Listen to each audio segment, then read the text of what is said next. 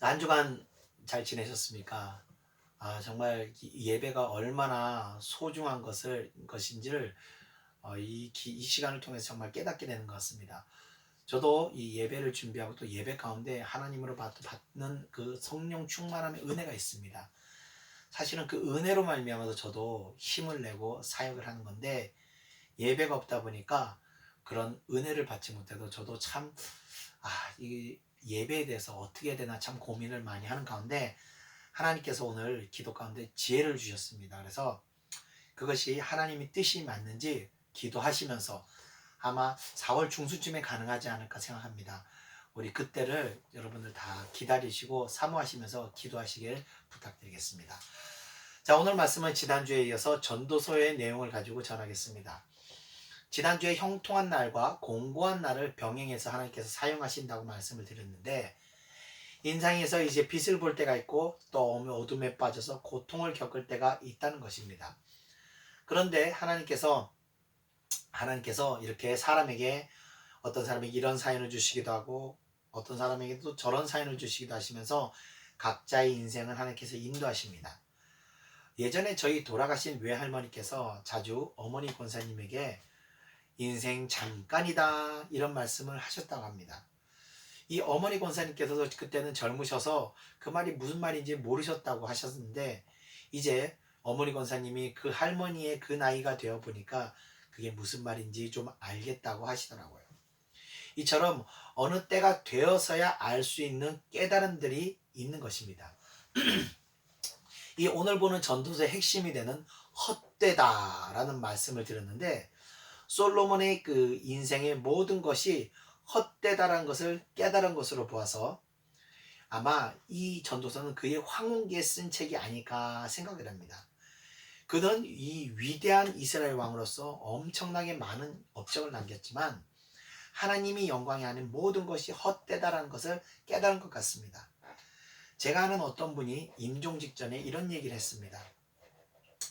남편이랑 살면서 참 많이 싸웠는데 왜 그렇게 싸웠나 싶다 하면서 후회가 된다고, 이제는 다 용서한다고. 그분도 세상의 짐을 모두 내려놓고 갈 때는 이 세상에서 싸웠던 모든 일들이 헛되다라는 것을 깨달았던 것 같습니다. 자, 그런 것들을 생각해 볼 때 이 전도서는 솔로몬의 남은 시간이 그리 많지 않을 때 기록된 것 같습니다. 자, 그리고 남은 자신의 시간에 이스라엘 백성들로부터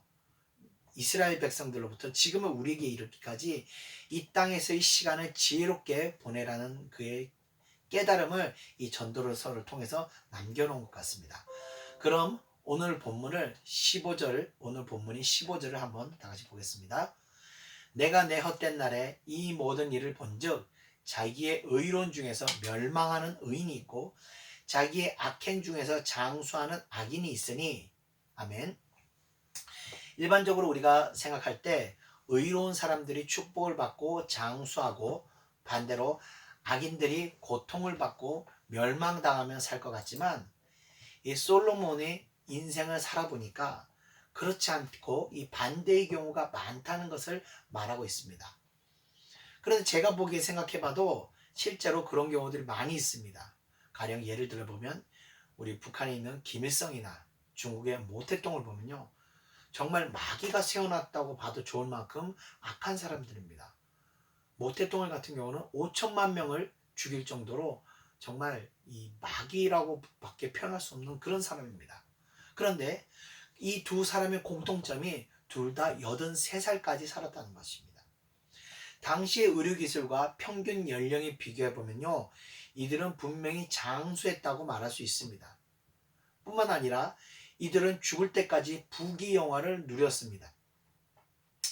이들에게는요, 불교에서 말하는 그 인간응보의 순리가 맞지 않은 인생을 살았다는 것입니다. 그런데 이와는 반대로 또 의로운 일을 하는 사람 중에 의외로 빨리 생을 마치는 경우도 있다는 것입니다. 제가 아는 그 사장님 한 분 계시는데, 그분의 큰아들 내외가 미국에 있었는데요, 믿음도 너무 좋고 공부도 하면서 틈틈이 선교의 사명을 가지고 선교와 신앙에 열심히 했던 그런 신혼부부가 있었는데, 아내가 임신 5개월째 교통사고로 이 땅에서 세 식구가 다 이 땅에서 생을 마감하는 경우가 있었습니다. 저는 그 경우를 보면서 정말 하나님의 뜻을 이해하지 못하겠더라고요. 그저 하나님 뜻이 있을 거라고 믿고 맡길 뿐이었습니다. 그런데 이와 같이 이 땅에 사는 모든 인생이 우리가 알 수도 이해할 수도 없는 방향으로 흘러가는 일들이 많다는 것입니다. 마치 지금의 코로나 사태도 마찬가지인 것입니다. 불과 석 달 전만 해도요, 이 상황을 우리가 상상도 할 수 없었던 상황입니다. 그런데 그런 것들이 지금 우리 앞에 펼쳐져 있다는 것입니다. 계속해서 17절과 18절을 보겠습니다. 16절과 17절을 보겠습니다. 16절. 지나치게 의인이 되지 말며 지나치게 지혜자도 되지 말라. 어찌하여 스스로 패망케 하게 되냐. 17절. 지나치게 악인이 되지도 말며 우매자도 되지 말라. 어찌하여 기한 전에 죽으려느냐. 자, 16절과 17절에서 전도자는 이렇게 불규칙적이며 마치 열대야 지방인 날씨와 같은 인생살이에서 하나님의 백성들이 살아가는 데 필요한 지혜를 전해주고 있습니다. 그 지혜 중 첫 번째는 지나치게 의인이 되지 말라고 전하고 있습니다. 자, 이 말씀은요, 듣는 사람들로 하여금 귀를 의심하게 만드는 대목입니다. 자, 의인의 길을 가야 하는 것이 믿는 자들이 마땅히 가야 하는 길인데 오늘 본문은 오히려 그 길을 가지 말라는 말씀을 하고 있습니다. 이상하죠? 그런데 우리가 반드시 놓치지 말아야 할 부사어가 하나 있습니다. 바로 지나치게라는 것입니다. 지나치게라는 것은 어떤 한계를 넘어서거나 도를 넘어선다는 것을 뜻합니다. 그렇기 때문에 지나치게 의인이 되지 말라는 것은 의로운 길을 가되 하나님께서 함께 하시는 선에서 멈추라는 것을 말하는 것이 있습니다. 다시 말해서 세상의 불의를 보고 분노할 수 있습니다. 그런데 그 불의를 옳지 않다고 항변하고 지적할 수는 있으나 그 선을 넘어서 끝까지 몸으로 투쟁하며 싸우려 한다면 결국 패망하게 된다는 것을 이야기하는 것입니다. 기독교인들은요, 하나님의 선하심과 인도하심과 공의로우심을 믿는 사람들입니다. 그렇기 때문에 기독교인들은 끝까지 의롭다함을 가지고 내가 힘을 써서 모아서 싸우는 것이 아니라 공의로우신 하나님의 심판을 바라보는 것입니다. 하나님을 믿지 않는 세상 사람들은요, 싸우는 데 있어서 수단과 방법을 가리지 않고 온갖 괴략과 모략과 악한 수단을 다 동원해서 싸웁니다. 그런 사람들과 우리 기독교인들이 어떻게 싸워서 이길 수 있겠습니까? 그러나 우리는 하나님의 공의와 선하신 인도하심을 믿기 때문에 다른 방식으로 싸우는 것입니다. 성경의 이삭의 경우를 한번 보겠습니다. 자, 이삭이 농사를 짓고 장대하게 되어 거부가 되었을 때 그를 시기한 블레셋 사람들이 그의 우물을 막고 흙을 메워서 더 이상 그곳에서 있지 못하게 만들었습니다. 이때 이삭이 그들과 싸우지 않고 그곳을 떠나 그랄 골짜기로 이동하여 아버지가 예전에 파놓았었던 우물이 막혀있는 것을 보고 그곳을 다시 팠을 때 다행히 물이 나왔습니다. 그래서 그곳에 머물러 있으려고 했는데, 그런데 이번에는요, 그랄 목자들이 와서 이 우물이 자신들의 것이라고 우기며 빼앗으려고 하여 싸우게 되었습니다. 근데 이삭이 그 우물을 그때도 포기하고 다시 다른 곳으로 가서 다른 우물을 팠습니다. 그랬더니 그 사람들이 또 와서 시비를 걸며 또 빼앗게 됩니다. 그런데 이번에도 이삭이 그 우물을 그들에게 줘버리고 다른 곳으로 옮겨가서 우물을 퍼뜨리니 또 물이 나오게 된 것입니다. 여러분 한번 생각을 해보십시오. 우물을 한번 팔 때는요, 8m가량 파고 내려간다고 합니다. 야, 우물 파는 것이 이게 쉬운 일이겠습니까? 또 근동지역처럼 건조한 곳에서 땅을 판다고 해서 다 물이 나오겠냐고 말입니다. 근데 이삭은 팔 때마다 물이 나왔던 것입니다. 이것은 기적인 것입니다. 우물은 그야말로 생명수와 같은 것인데 그 귀한 생명수를 이삭은요, 무려 3번이나 포기해야 했던 것입니다. 그러나 이삭은 다투지 않고 끝까지 싸우지 않고 다른 우물을 팠고 놀랍게도 파는 우물마다 물이 터졌습니다. 그것이 바로 하나님의 선하신 인도하심이며 이삭은 그 인도하심을 믿으며 끝까지 육의 싸움을 하지 않았던 것입니다. 결국에는 그랄 지역의 지주들이 찾아와서 이삭이 하나님을 두려워하여 화친을 청하게 된 것입니다. 이것이 바로 하나님의 방법인 것입니다. 그러므로 여러분들이 악한 세상에서 악한 일을 당하여도 또 불의를 보더라도 끝을 보는 싸움을 하지 마시고 하나님의 선하심과 인도하심을 바라보시기 바랍니다. 하나님께서 더 좋은 쪽으로 인도하심을 믿고 가시기를 바랍니다. 자, 두 번째 지혜는 지나치게 지혜자가 되지 말라고 말합니다. 우리는 지혜자가 되어야 합니다. 지혜자는 영혼을 살리는 지식인 하나님의 말씀을 알고 그 말씀대로 살아가는 사람이 바로 지혜자입니다. 그러므로 그리스도인은 말씀의 지식을 가지고 그 지식대로 살아가야 이 땅에서 평안을 누릴 수 있습니다. 그러나 오늘 본문의 말씀과 같이 지나치게 지혜자가 되면 스스로 패망한다고 이야기합니다. 지나치게 지혜자가 된다는 것은 바로 하나님의 말씀을 지나치게 자의로 해석해서 하나님을 자신의 편으로 끌어오게 되는 것입니다. 다시 말해서 자기 뜻대로 하나님을 움직이게 하게 된다는 것을 말합니다. 이것은 주객이 전도된 상황입니다. 굳이 주종의 관계를 따져볼 때 주인은 하나님이십니다. 그래서 우리는 하나님의 종이 되는 것입니다. 그렇기 때문에 지혜자가 된다는 것은 하나님의 뜻하신 방향으로 우리가 따라가야 하는 것입니다. 우리가 가고자 하는 방향으로 하나님을 이끌어서는 안 되는 것입니다. 그랬을 때 하나님의 뜻을 따라가는 것이 바로 참 지혜자의 모습이 되는 것입니다.